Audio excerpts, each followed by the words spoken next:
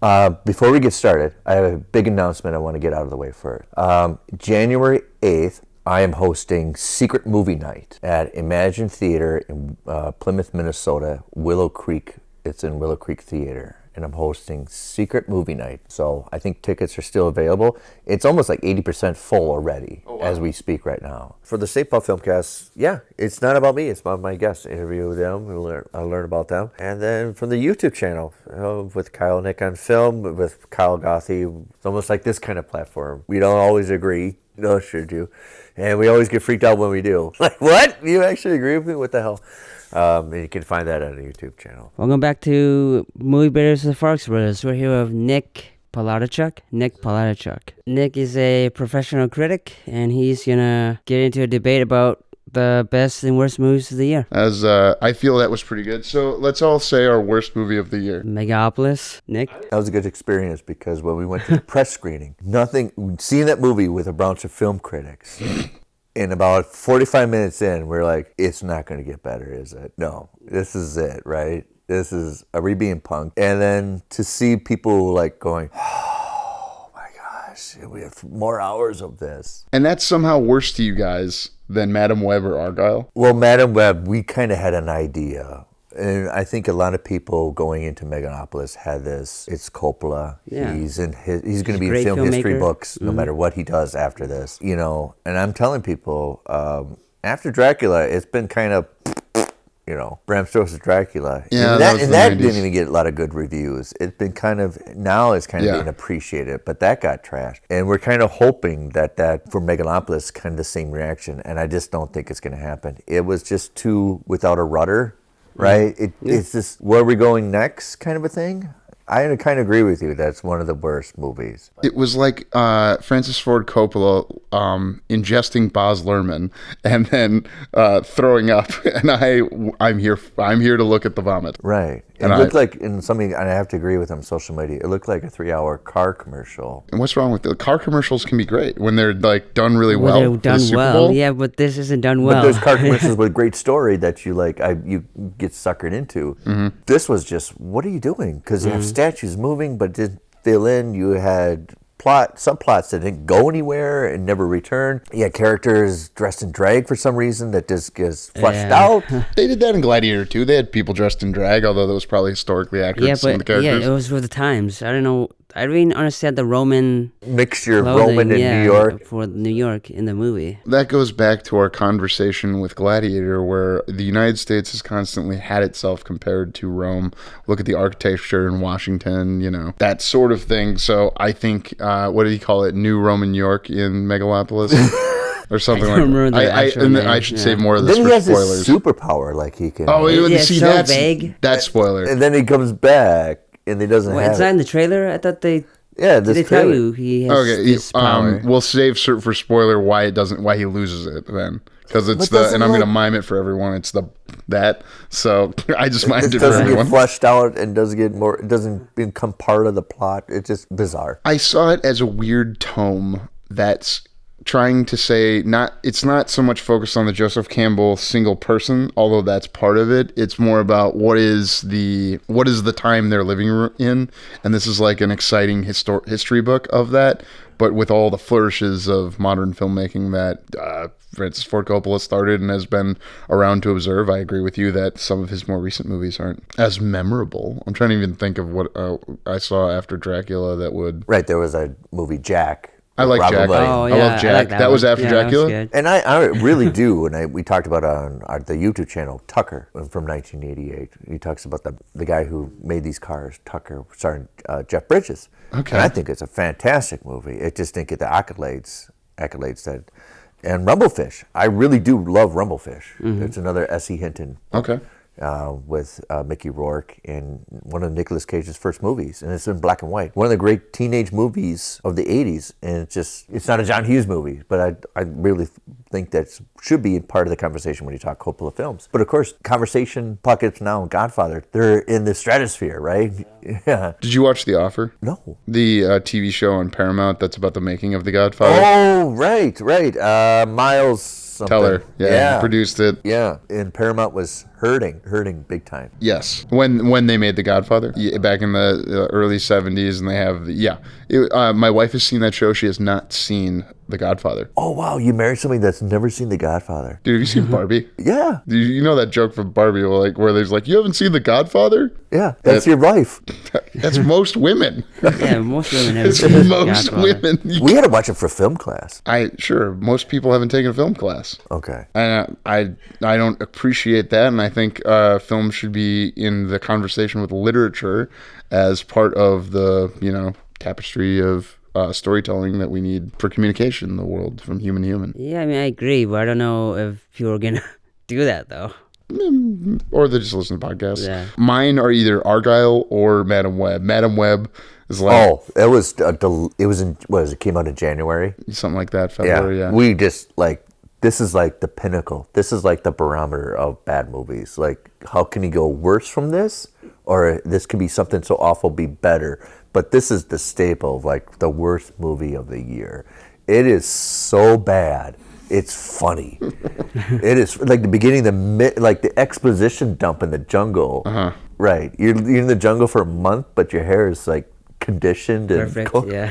They shot that on And I'm soundstage. pregnant. I'm in the Yeah. jungle. It's like, oh my God, can we get it? Yeah. I wonder what It people are was. like. We were kind of smiling at each other watching this. Like, this is just a disaster. Wait, you and all the other critics? Yeah.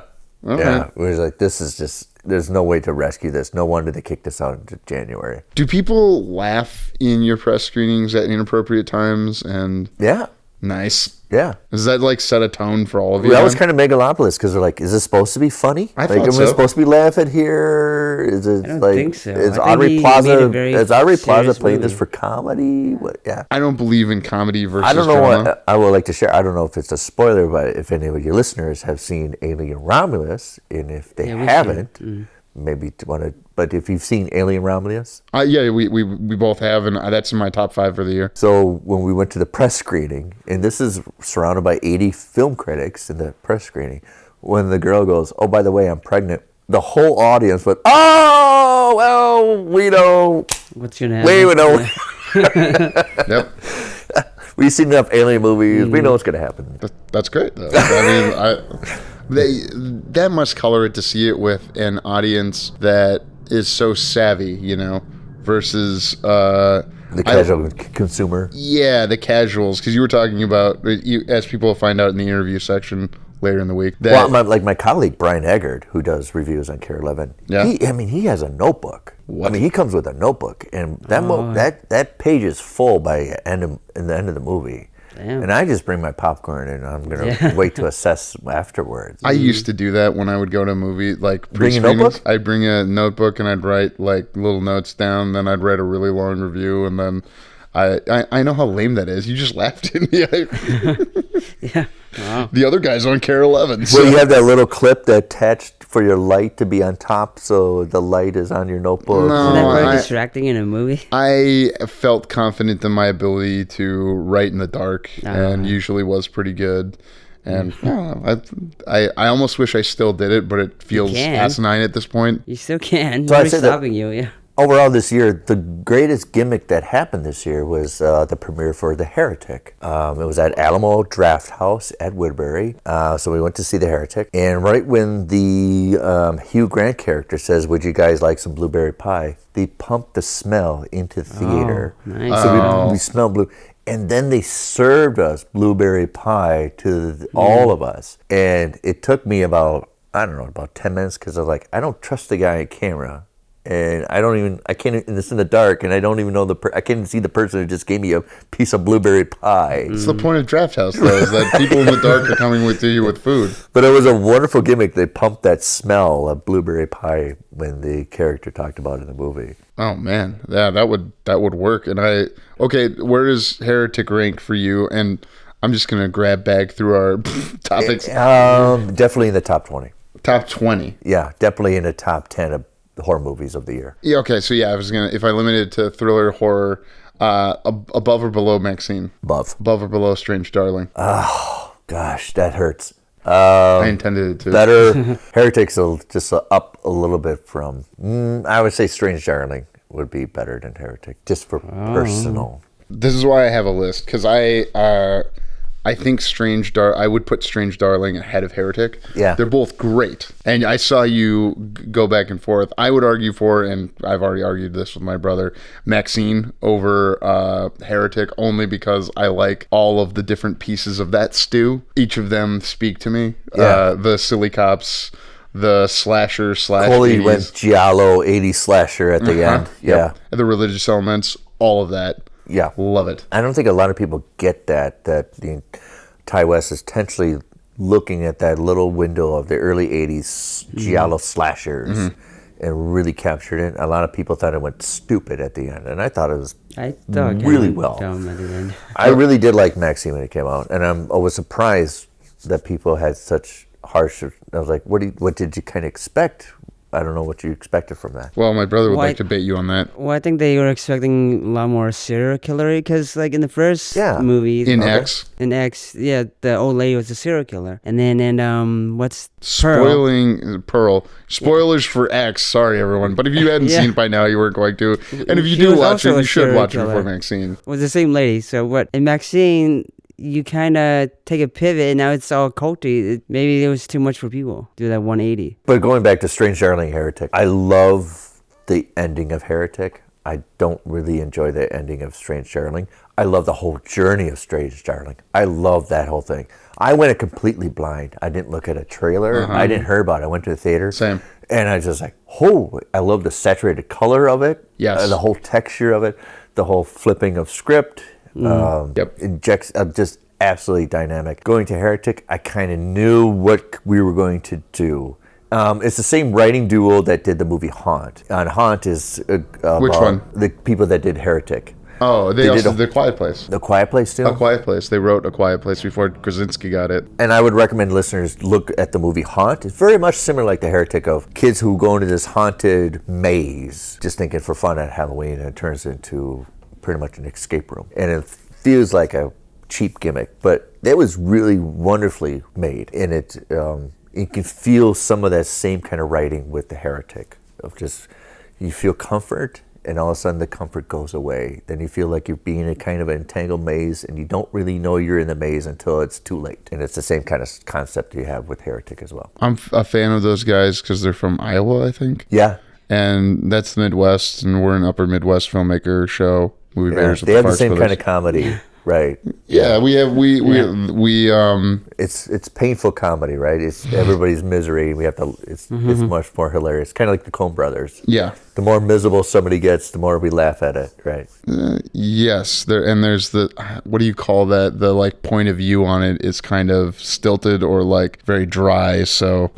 Hey, everyone's got problems. I saw someone almost jump off a bridge, and I'm going to pivot to a movie after this recently. And my joke to my wife when we were sure the kids wouldn't see someone commit suicide was like, "Hey, buddy, any of us could be up there," like.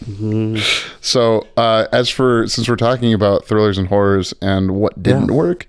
Where are you at with Night Swim? Because that has been one of our biggest debates on the show. Was Night Swim? Did it do Haunted Swimming Pool effectively, or is it just stupid and never should have been tried? I just think it feels like a burger with no meat to it. It just feels like you just got full. You had but it didn't feel completely fulfilling. It's almost kind of like an empty burger kind of a thing for me. I knew going into what we had. It's a pool. It's at night. You're going to go swim. It's almost like Jaws. Well, you're not going to get bit if you don't go in the water. Why don't you just stay out of the water? But it feels like kind of Night Swim feels that kind of thing. It felt like just having a Dairy Queen. It's not going to fill you up, but you ate something and... Like fast food. Yeah. Cal has a different thought on Night Swim? Well, I was pro Night. It's a solid 6. Okay. If you go in... Actually... 6 out of 10. I think I at the time might have said 7 because I went in expecting a 6 and got a 7. And there's movies like Deadpool and Wolverine that I went in expecting a 9 and got an 8, maybe a 7, and was like, I am so mad because of that variance in my head canon. Right, you have to be, as a film critic, and we talked about it many times, you have to channel the expectation, because that does affect your ratings, right? You expect like, oh my God, I have been waiting for this movie for a year, and it better pay off. Oh God. Yeah, like I've been waiting since Robert Eggers said he's going to make Nosferatu. I've been waiting for a year and a half to see Nosferatu. Nosferatu. Have you seen it now? Yeah, I checked myself. I'm like, you gotta bring it down. You gotta decompress. This is a movie. It's you've been waiting a year and a half and leaking and capturing everything that's leaked. You gotta just relax and just take it as what it is. My brother and I haven't seen that yet. Where do you land on it? I am not a Robert Eggers fan. I own Vitch. I didn't like Lighthouse. I didn't make it through the Viking one. Lighthouse is great. Okay. I like Lighthouse. See, you guys are different than me. I went there with my wife trying to get something interesting. I would didn't work say, for me. and I've seen all four of them, all those movies, which Northman, Lighthouse, and Nosferatu. This is his best one. That's great. By far. Awesome. This is kind of what he wants to do. What's number 2 on that list? I would say Lighthouse, and then which? Yeah, Vitch just really, and I insist on saying the 2 V's. Vitch, yeah. The Vitch. Vitch. Nosferatu, and I've seen it. It caps right away and then does not let go. And you have to understand it's not a recycled, and it's his interpretation of Nosferatu. This is not a sexy vampire. This is not Dracula. Yeah. This is an evil, diabolical thing. Oh. And I think that's going to just shock people. But right. Cool. Yeah. Well, I heard some people have laughed at it when they see it. Or, no, excuse me, there's like a jump scare in the beginning, and then people kind of laughed at themselves in a press screening because it was like, oh, we came here expecting that, and then we got it, and we're like, oh, why are we... It's an awkward kind of editing because Robert Eggers likes to put the camera, people spot on, like dead center, and then you cry or you scream, and it does feel almost like it's a comedy when he does that. Horror element of shock, but there's I think it's Rose Depp. Lily Rose Depp. Yeah, that was going to be my next question is, are you thumbs up or thumbs down on her performance because it's getting mixed things in the press coming out now? She has to go through all this physical torment that does get overplayed a little bit. Ooh. So Robert Eggers does hold the camera. He doesn't cut. He waits till waits as long as possible before a scene deflates. And many of his movies, especially like The Lighthouse, he does that. Yes. So we're going to catch every inch of that till we feel comfortable cutting. And I think for a lot of people that turns them off for Robert Eggers. But I didn't really enjoy it, how long you can wait before you say cut. Well, but he doesn't move the camera very much. He just kind of sets it and lets the action in front take place. And the reason that worked for me in The Vitch is because it's taking place in the past. Yeah. And then in The Northman, I walked out somewhere around when they burned the building with the kids just because it was I'd rather be home with my wife right now. I can't. I'm not feeling it. That was one hell of a tricky shot to get the camera to start on shore and go up to how they paced that to make sure it went. For a movie that's kind of a mid, but that one shot of how you got on shore. That was mid. Oh, you did rank it lowest of all of his movies there. Though, didn't they do that in Atonement? And then, obviously they've elevated it now with 1917. Do you remember that shot in Atonement where it's a really long, kind of like that, but slightly different because they're coming off a shore? Yes, it's very tricky to do. I don't know. You had to time it right with the boats. Yeah, but they're professionals. They thought about it all day. They only had to work for 15 minutes?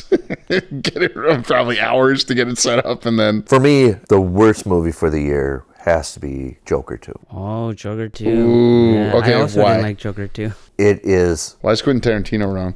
Well, nothing happened. Nothing changes from the beginning of the story to the end. In fact, and I talked about it on my podcast, there's a bomb that goes off in the movie that doesn't even change the projection of the story. If you went to the bathroom and the bomb went off in the movie and came back, you're like, what? There's no change to anybody. It doesn't. It's just a should save that for spoilers. Sorry. Yeah, I hear you. Sorry. If the best part of the movie that's in the trailer, the best part of the trailer of them dancing, it's not in the movie. Yeah, they cut it. Oh. And I would tell everybody, and I sat there and go, he has to be proven innocent. You have a story. And they went, he's guilty. And it's like, well, what's the whole point of this journey if we already know? If he's able to pull it off that he's not guilty, now you got a story. Great, yeah. Now you captured me. How you could pull that off with putting your makeup on in a courtroom and doing all the things and then convince them, now you got something, then you could walk out free and dance and everything, and you got away with it. Then you got a story. Okay, I will push back on he's got to find him, because that's an OJ story, you know, and what? Okay, what do you mean? What is the OJ was relation found here? not guilty, you know. Yeah, but in I what don't. context I to think Joker? the movie. I do like Joker because I was against it so much of the movie, and then I was like, oh, I see what he's doing here. I don't know that this is what he intended to do. It's what many people have said is criticizing the interpretations of the first movie. It in itself existing in a certain delusion, but we're all kind of in a delusion. I'm fine with that. As being like, it's delusional they gave him $200 million to make that movie and that it made... Right. But there's been crazier delusions that could have been Titanic. You don't know. Like, I think there's some alternate version. There's a Deadpool universe where somebody's like, Joker just did gangbusters and Deadpool and Wolverine didn't do well and Kraven did great. Well, they sold it as a musical. There's not one musical in the movie. The story never exactly. advances during the music. It never gets flooded. Yeah, right. And then Technically, you it's not a have... musical. They don't sing that much, and the other people, well, Joker and Harley sings, but the other people don't sing in the musical. I will contrast it with Argyle, where I couldn't follow the story, and I went in. I love Matthew Vaughn, and much more than I love Todd Phillips, and I am just aghast at how much I hated Argyle compared to when I walked out of Joker, and I was like, man, If I could punch the screen. yeah, if I could punch the screen. I was so mad after Argyle. Like, it was like, you know how you got that weird feeling in Kingsman: The Golden Circle, like, maybe they lost the plot here a little bit. Yeah, when Elton John shows up, you're like, okay. Yeah. But it was still cool. Speaking of worst movies, and I put Trap in as one of the worst. I like Trap. I argued for it on this podcast this year. Trap is horrible.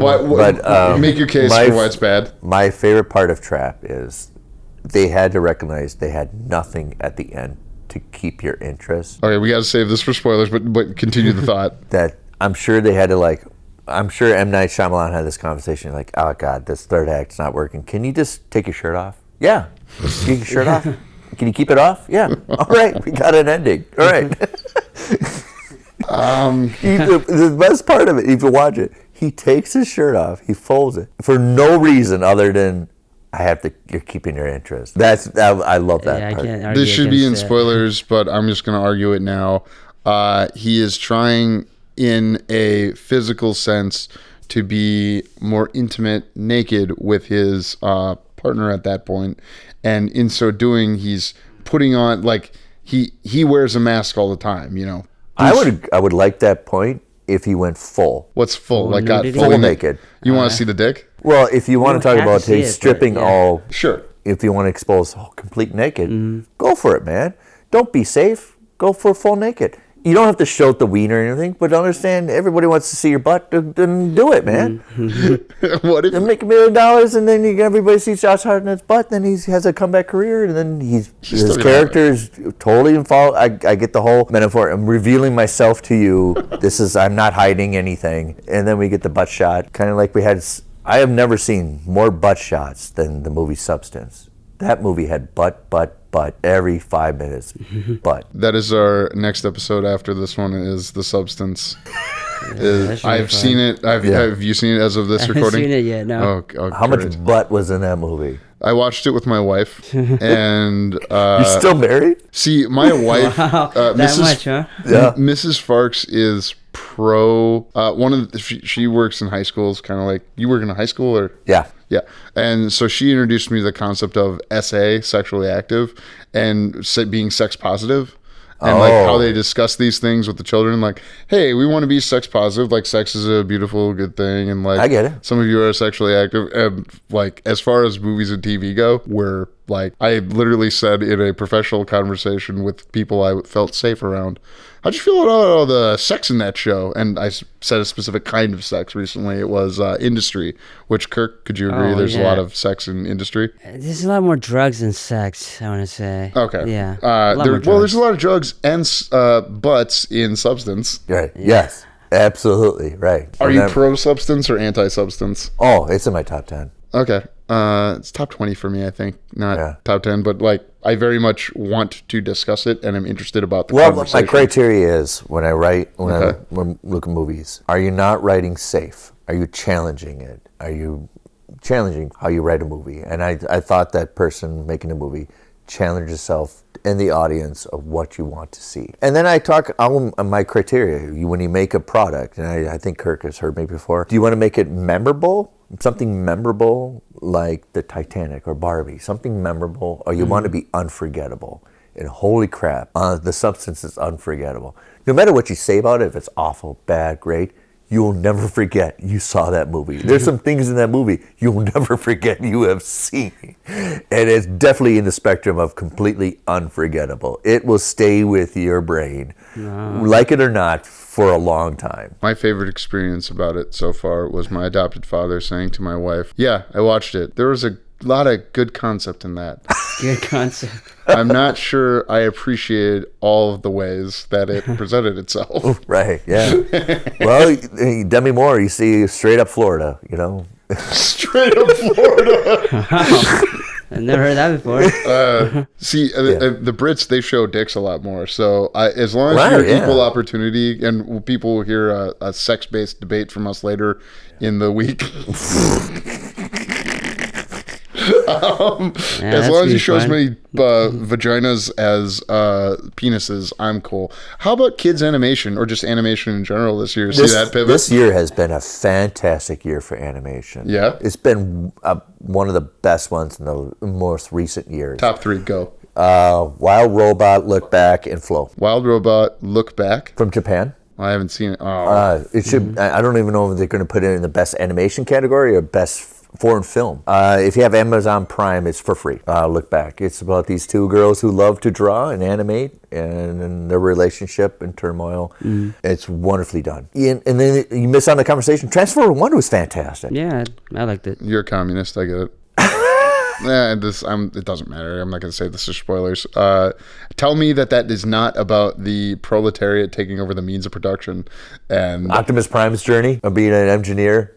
Yeah. Like, we're going to take it back to the way to the race. Yes. Yeah. It's just a Knight's Tale because they cheats his way into the race. You got to cheat your way to the top. That's what they tell you. That's what everybody does. I mean, come on. I didn't care for that movie as much because I watched it within the week of The Wild Robot. But my 7-year-old nephew would say that he liked Transformers 1 better than The Wild Robot. And missing out on the conversation is they redid an animation of The Watchmen. We have an animation version of 2009. It came out the same time the movie did. And that animation was completely pencil drawn. And this one's kind of with computers, but this one looks fantastic. And I think it captures the story much more better than even the Watchmen film. Because we've only have chapters 1 and 2 of the Watchmen released now, the animation that came out this year, but it entices the whole mystery. I mean, if you read the book, we all know the mystery, but the entanglement of their anxiety and really captures the characters. Even though we know this story by heart, I'm still enthralled with it. Like, what are you going to do next? But I already know. Chapter 1 and 2 don't cover the whole. These two movies that have come out don't cover the whole story. About 60% of it, yeah. Oh, so there's going to be a chapter 3, and that will be the whole. Yeah, and interesting. It seems really faithful to the book, where the movie doesn't. I mean, I understand you can't do a full adaptation, but here you can do a full, real faithful adaptation for the book. It looks fantastic, and I've been telling people we miss out. It's going to miss out, but it really looks fantastic because we have so much great animation out this year. It's on Max, so you can. It's accessible. I've even thought about watching it, but haven't because I was like, well, I know the story. I've read the book, and I've seen the movie. I've seen the TV show. I know, and that's my mind. I was like, I'll put it on, and I'm really enthralled with the way the angles and the look and the texture of it. It's fantastic, especially if you love animation. I'm sold. I will. Do you think you could go from that and then watch Did you watch the HBO show from 2019? Oh, David Lindelof. Yeah. It was really a different trajectory than I thought it was going to be. I'm a big fan of that. This is a movie show. We're talking about best and worst of the year. Where are you at with Moana 2 and Inside Out 2?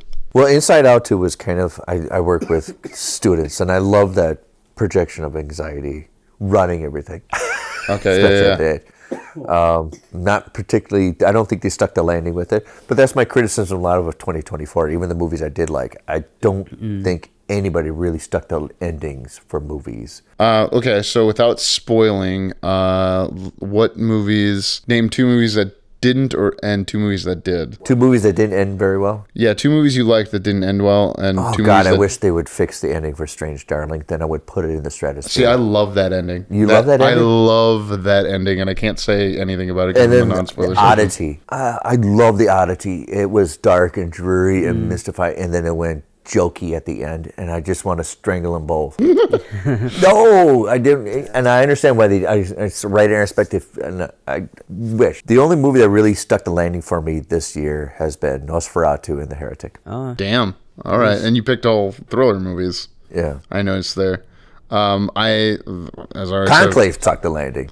Yes. That Is that where's that top 5, top 10 for you? yeah, that has to be, that's going to be top 5. Kirk, I don't think it's top 10 for you, is it? no, I don't think Conclave stuck the landing.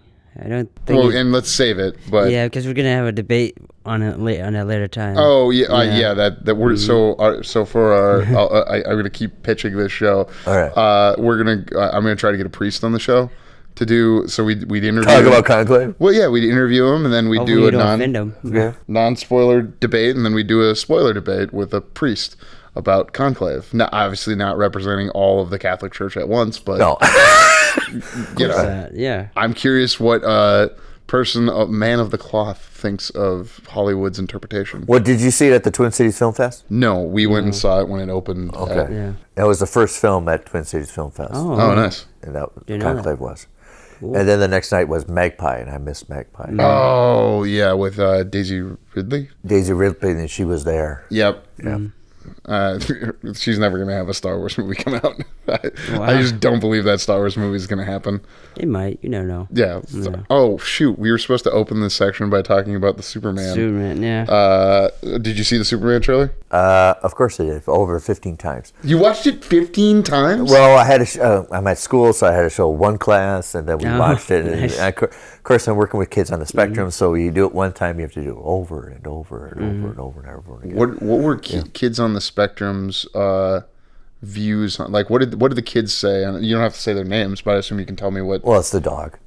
Oh, Crypto? Yeah. Hell yeah. Yeah. I think this gets it a little bit right with Superman, that it has to play to the kids first, and he could pick any outfit he wants, but I think he picks this outfit because it's safe for kids, and I think they want to project that for the movie. Right. I mean, What do you mean? What Superman outfit wouldn't be safe for he kids? could be the black dark. He'd suit? be like with Zod, like they do in Krypton. They wear all black. They don't wear capes, and I think he intentionally wears these colors, Bright colors. Yeah. even though he can crush them to a peg, that kids are safe to approach him. Oh, you're talking about the character himself, not character James is Gunn's super- decision. Yeah, the character of Superman himself intentionally picks the outfit for this to feel safe for kids. Are you a big like Superman guy over Batman, or are you Superman over Batman? No, Batman's first. Batman's first. Superman. Yeah, but I understand both of them work. They work differently to make bad people afraid. Batman wants to scare the hell out of you till you don't do it, but Superman wants to make everybody feel like you feel awful being a bad guy. That there's wonderful, beautiful people out there. No matter how dark it is, there's still wonderful people out there that makes you almost feel ick to do anything bad. Feel that ick. Do you remember what Michael Caine said about Batman and Superman? No. No, seriously. You want to do it in Michael Caine voice? Yeah. Go ahead. How would you even? Say his name first. Michael Caine. or something. Yeah, that's how you start a good horrible. impression. I've never tried a Michael Caine, but I'm trying to think of like You go- you bullet. Oh, you got one? Yeah. Do it. Hello, I'm Michael Caine. I've been in every movie that's ever been made. He does good. talk a little bit like he's got something stuck in his nose and has to get out. It's a little bit on the nose. You got a little bit right in the back of the There you nose. go. Oh yeah, if you find the back of it. Okay. And then you get a little bit louder for no freaking reason at all. It'd say fucking. Kirk, can you do a Michael Caine? No, mine was horrible. You did an Alfie in the mirror once? Yeah. No, what's an Alfie? Alfie. Oh, he doesn't know. Oh, Alfie. What's an All right. Alfie? It's a 1960s movie where he's like a playboy. Oh. Jude Law remade it in the 2000s because Jude Law was that guy 20 years ago. No, right. Michael Caine said that Superman is what America sees itself as, and Batman is what the rest of the world sees America as. Oh, wow. That was around the time of the Dark Knight coming out in an election year. I have a shirt that says it's always Halloween every night in Gotham City. Long Halloween, baby. Yeah. And then I had another shirt. I made it that says Batman won't kill you, but he'll feed you your kneecaps. I love that. I appreciate that you're wearing a shirt that says directed by Michael Mann. Yeah, that's great.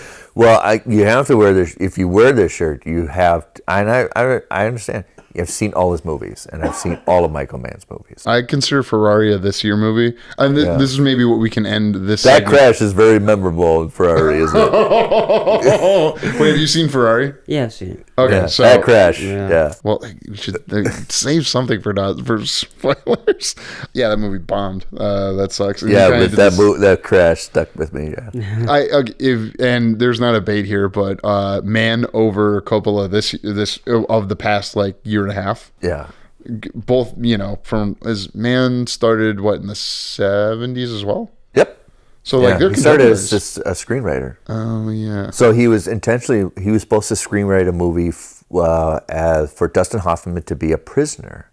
And so to get reference, he would go to prisons and interview prisoners. Wow. And then through conversations, he got the idea for the movie Heat about people, prisoners and cops and robbers. So he got this character developed in the late 70s of this idea of making this movie Heat of these cops. And he goes, I gotta arrest the same people over and over again. And the prisoners, I just wanted to do the same thing. And this kind of this perpetual cycle of these cops and robber thing, just interviewing prisoners. And he got actually fired for being the screenwriter for the movie. I don't remember what the movie was, with Dustin Hoffman being a prisoner. But then that's how he got started with the movie Thief. And then later it turned into a reprocessing of it with the movie Heat. Simply just going into a prison, interviewing prisoners about their lives. Thief was the 80s, right? 79, 80, yeah. Okay, yeah. So who else has been, Clint made one this year? Are you pro or anti juror number 2? That I've missed out on seeing Juror 2 How yet. dare you? Brother, have you seen it? I saw parts of it. What? I fell asleep during the movie. You fell asleep? Gosh. It wasn't interesting. I don't know.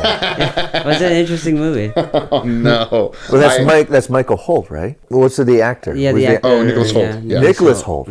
My God, because He's in everywhere I Nosferatu. turn, he's in the movie. Yeah. I've seen Nosferatu, he's in the movie. I just watched The Order, and he's in the movie. Yeah. I just trailer, Juror he's in 2, which I saw the trailer. Yeah. But then I just saw the Superman trailer, and he's Lex in it. Luthor. Luthor, yeah. He's like herpes. You think you're done with him, and all of a sudden he comes up again. Nicholas Holt, much Yeah. like herpes. I hope his agent uses that. He's at WME, right? It's great. Suddenly he's all over the place. It wasn't a good year for originals. Very few original screenplays will be nominated for me. A lot of adaptations, a lot of different versions of adaptations. Are you including books in there? Because I don't include books in my. Like Nosferatu is an adapted from a movie. Yeah, that's. Yeah. Oh, I didn't know that. Really authentic, real true, like The Substance is original screenplay. Saturday Night. And I think it's kind of hard to get original screenplays. I don't know if Golden Globe put Heretic as original screenplay nomination. I do not know. Nominations come out? Yeah, and Hugh Grant's nominated. I didn't catch the script nomination, but they got one, you're saying. But it's kind of hard to get original screenplay off because producers want to see where you're coming with the source materials to see if that has made money, then that's their kind of their logic. Well, if that's a success, then it should transfer over to make a movie. And it's very hard when they have no source material to pitch, like for original screenplay. So I don't know where it goes from here for original screenplays, but it's kind of stuck as kind of an industry. TV. Like TV will still be where original stuff comes from, and then people making it for podcast, the comic book, something that's easier to get produced, and then once that's successful, then maybe it'll be adapted to. Right. I don't know why Kevin Costner didn't do TV with Horizon. Oh, did you even watch it? Yeah, I watched it. I went to the theater to see it. Well, you did, and I've heard good things. Bill Burr said it was really good, and I took that seriously. It was, and it's hard to critique something that's only one third finished. And 1/4, isn't it? yeah, because it's 3 hours long, and there's supposed to be 2 movies come there 3 hours of length as well. 2 other movies I coming. thought it was supposed to be 3 more. There's going to be a chapter 4. Oh my gosh! And it's just hard. Keeps It's going. like, why don't you just make this a 12-hour limited series? You know, like Yellowstone. But he has the ambition. He wants to stick with movies. But I love what they were doing. It's all feel like building up this. You have to. It's do an this, act 1 of a movie. right? It's status quo, building up the status quo, and where are we going to flush from here? Supposedly Horizon 2 is done. Yeah, they were supposed to release in they were August, but supposed it to got. release it. Yeah. Yeah, and then they're waiting for, because I can't even get myself to watch Horizon 1 on It's a 3-hour Max. movie. It's homework. I've started it and stopped homework. because it's like I'm not in the mood for It's this. homework, right? You got to go to the theater, and it's 30 minutes of trailers, and then you got a 3-hour movie, and I hate homework movies.